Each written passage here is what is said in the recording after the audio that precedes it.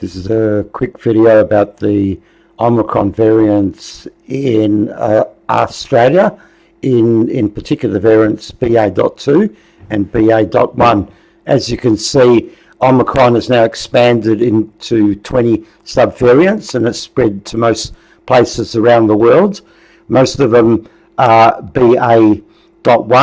BA.2 seems to be quite different from BA.1 and all of the other sub-variants of Omicron, and the question is it more dangerous than the others? Here is a graph of Omicron in Australia, and you can see the various proportions of BA.1, BA.1.1 and BA.2. Then I go through each of the states: New South Wales, Victoria, Queensland. Going through the sizes. Queensland doesn't seem to have much data to be sequencing very much. Then we've got Western Australia, which seems to have a pretty high proportion of BA.2. Then we've got South Australia, which also has BA.1 and BA.2. Tasmania, which doesn't seem to be doing very much sequencing.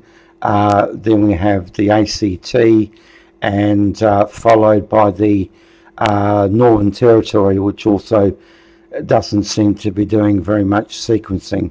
And here is what the situation is in South Africa.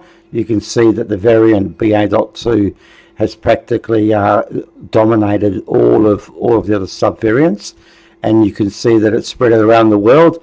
And I've listed here the countries you can see that have the highest proportion of the Omicron variant BA.2, and that includes the Philippines, South Africa, Hong Kong, and so on. And the question is, if you look at the case fatality rate, why is it rising so quickly in some of these countries that have higher BA.2? They do have a lower vaccination rate, which could explain it, a lower booster rate as well, but I'm not sure that is all of the truth.